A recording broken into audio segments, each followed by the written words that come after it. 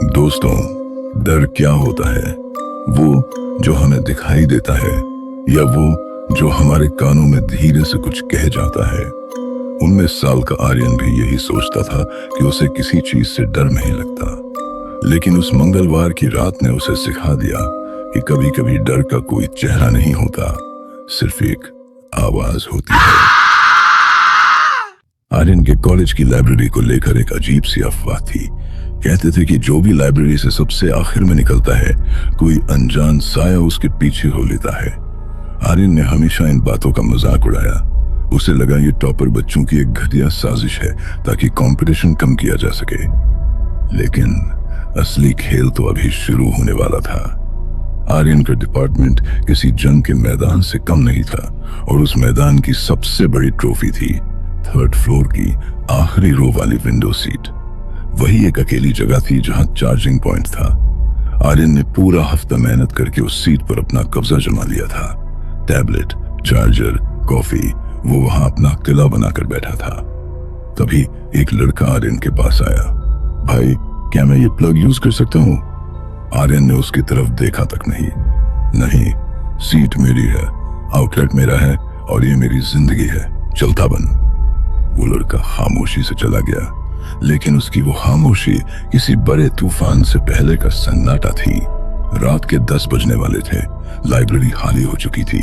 3rd floor की sensor lights हफ्ते भर से खराब थी। पूरा फ्लोर अंधेरे में डूबा था। सिर्फ आर्यन की टेबल का एक छोटा सा लैंप चल रहा था। आर्यन को प्यास लगी। वो उठकर फायर एग्जिट के पास लगे वाटर कूलर की तरफ गया। तभी आर्यन के कानों में एक आवाज पड़ी, सरसराहट, जैसे कोई बहुत पुराने कागज पलट रहा हो, धीरे धीरे, एक एक करके। लाइब्रेरी में कोई नहीं था। आर्यन ने खुद सब कुछ आते हुए देखा था। फिर ये आवाज कहां से आई?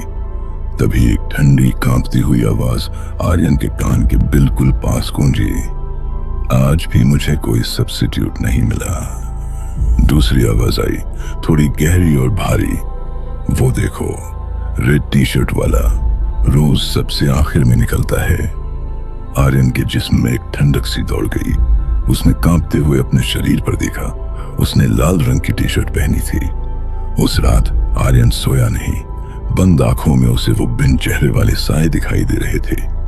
अगली सुबह कैंटीन में खबर फैली कि बिल्डिंग नंबर 3 से किसी ने कूद कर जान दे दी है। चेहरा पहचान में नहीं आ रहा। आर्यन का डर अब दहशत में बदल चुका था। वो एक सीनियर के पास गया और उसे सब बताया। सीनियर ने गंभीर होकर आर्यन की तरफ देखा और बोला, तूने उन्हें सुन लिया, अब वो तुझे नहीं छोड़ेंगे। उसने आर्यन को एक पुराना कागज दिया और कहा, आज रात वहां जाना, वो आएंगे, बस बुक शेल्फ के पीछे छुप जाना। जो सुसाइड करते हैं उनकी गर्दन अकड़ जाती है, वो पीछे नहीं देख सकते। ये कागज उनकी पीठ पर चिपका देना और भाग जाना। रात हुई। आर्यन कबर्ड के पीछे अंधेरे में सांस रोक कर बैठा था। कागज उसके हाथ में था।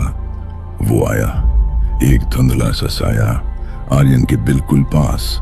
आर्यन ने हिम्मत जुटाई, आगे बढ़ा और वो कागज उसकी पीठ पर चिपकाकर वहां से ऐसे भागा जैसे मौत पीछे पड़ी हो।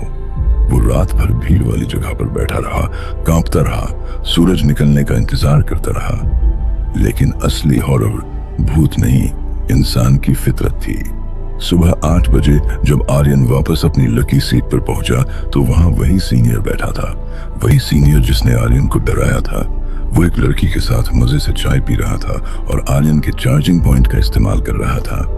वो भूत, वो सुसाइड की खबर, वो तावीज, सब एक साजिश थी, सिर्फ उस एक सीट के लिए। आर्यन का कॉन्फिडेंस चकनाचूर हो गया। पढ़ाई से ध्यान भटक गया और 2 महीने बाद आर्यन फेल हो गया। आज वहां वही लड़की बैठी है। वो किसी से फोन पर कह रही थी, बेबी, मैंने ये सीट पकड़ ली है, अब किसी को आने नहीं दूंगी।